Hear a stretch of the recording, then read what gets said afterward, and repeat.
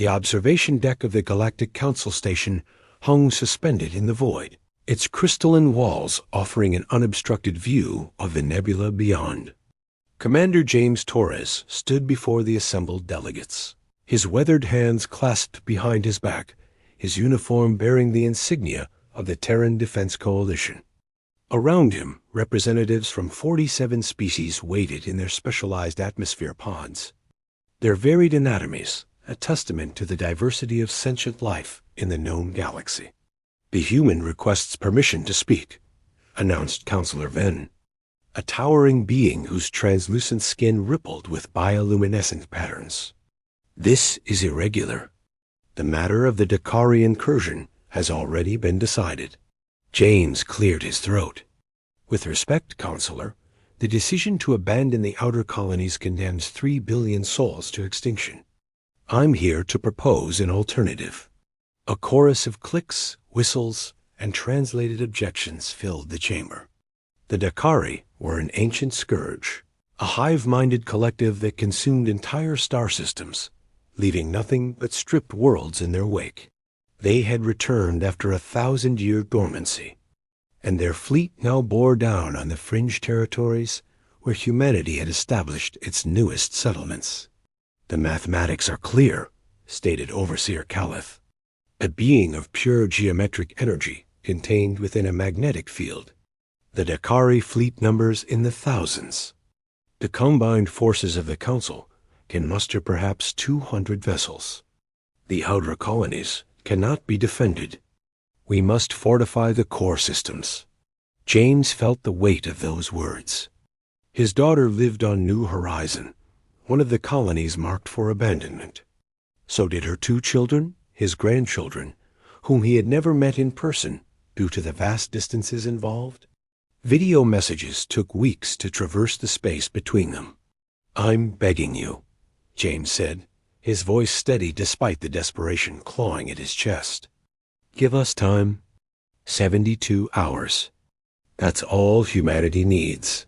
Venn's patterns shifted to a deep crimson, indicating skepticism. "Time for what, human? Your species has been part of this council for merely 40 standard cycles.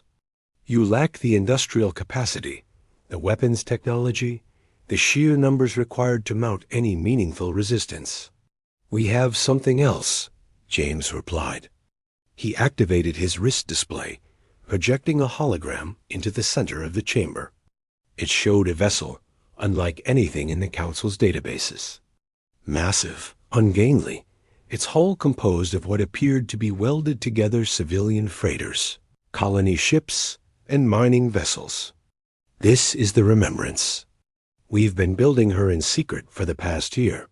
"That is a monstrosity," Caliph observed. "Not a warship." "No," James agreed. "It's not a warship. It's a colony ship, the largest ever constructed by human hands. She can carry 2 million people in cryo-sleep, with supplies to sustain them for decades of travel." Murmurs rippled through the assembly. Counselor Venn leaned forward, her massive frame causing the pod's suspension field to hum with strain. "You intend to evacuate?" "If we must," James said. "But I'm proposing something different. The Remembrance has engines capable of faster-than-light travel, but she's slow, cumbersome. However, if we can delay the Dakari fleet for 72 hours, we can get the colonists aboard and jump them to safety. Not running away forever, just buying time until we can return with proper defenses." "The Council cannot spare vessels for this delay," Caliph stated flatly. "We have our own populations to protect." James had expected this response. He took a step forward, closing the distance between himself and the nearest observation pod. The assembled delegates watched him with varied sensory organs, waiting. "Then we'll delay them ourselves," he said quietly. The chamber fell silent. Even the ambient hum of the station's life support systems seemed to fade away. "Impossible," Venn finally said. "The Terran fleet consists of 38 vessels. Many are outdated designs, repurposed exploration ships barely equipped for combat. You would be obliterated within hours. Maybe, James acknowledged. But here's what you need to understand about humans. We're stubborn. When we're backed into a corner, when everything we love is threatened, we don't always make the logical choice. We make the necessary one. He pulled up another hologram, this one showing a star chart. The Dakari fleet will pass through the Helix Strait, a natural choke point created by gravitational anomalies from 3 colliding stellar remnants. Navigation there is treacherous, even for experienced pilots. The Dakari use their hive-mind coordination to traverse it safely.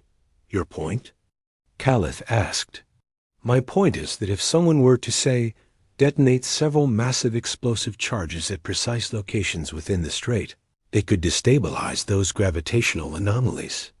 Create a maze that would take the Dakari days to navigate around. Maybe weeks. Ven's patterns shifted through several colors before settling on amber. Such charges would require tremendous energy, and someone would need to remain behind to ensure proper detonation timing. James nodded slowly. 38 ships. 38 captains who've already volunteered. We'll hold the line while the Remembrance evacuates the colonies. We'll set the charges, draw the Dakari into the strait, and trigger the explosions. You're describing a mutual destruction scenario, Caleth said. Your ships would be caught in the gravitational collapse. Yes, the single word hung in the air like a blade. James watched the assembled delegates process what he was truly proposing. Not a military operation, but a willing march into oblivion. Counselor Ven rose to her full height, towering even within her containment pod. Commander Torres, you're asking this council to approve a mass suicide mission. To watch as your species throws away hundreds of trained officers and crew members on what amounts to a desperate gamble. I'm asking you to give 3 billion people a chance to live, James corrected. Those 38 crews have already said their goodbyes. We've made our peace. But we need the Council's authorization to access the Helix Strait. It's designated as protected space under galactic law. For a long moment, no one spoke. Then a new voice entered the conversation, thin and reedy, coming from a small pod in the back of the chamber.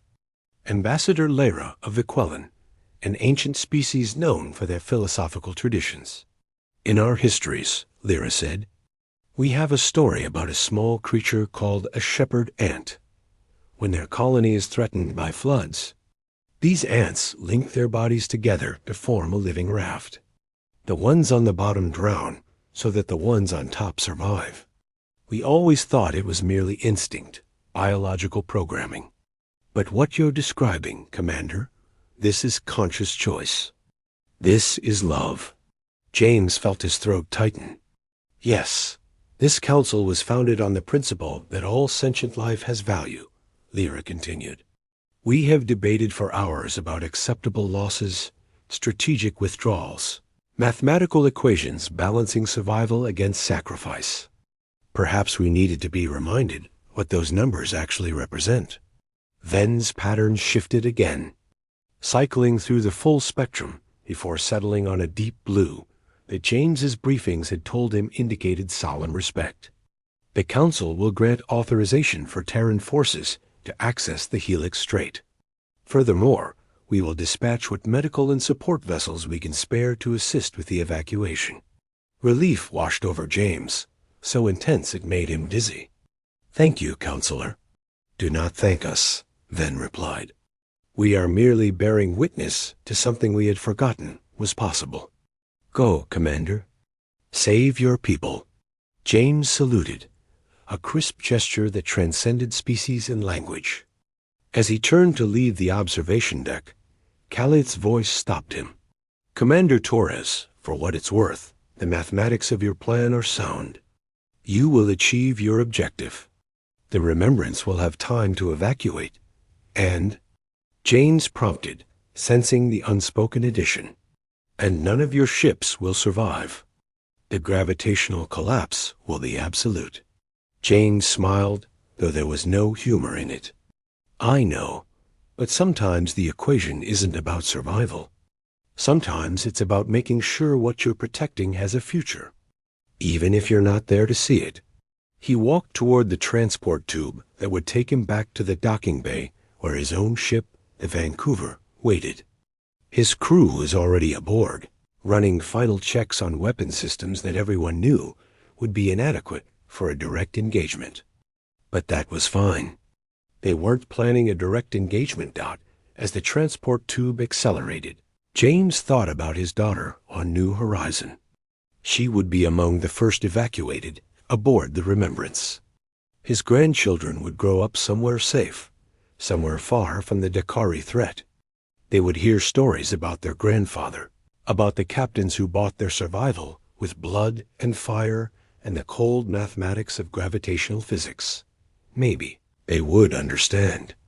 Maybe they would think him foolish for not running, for not finding another way. It didn't matter. The choice was made. The Vancouver's bridge greeted him with familiar efficiency. His executive officer, Lieutenant Park, looked up from her console. "All systems ready, Commander. The fleet is awaiting your signal." James settled into his command chair, the worn leather conforming to his body from years of use. Through the viewport, he could see the other 37 ships taking formation. Battered, patched, held together by determination and the skilled hands of engineers who worked miracles with insufficient resources. "Signal the fleet," James ordered.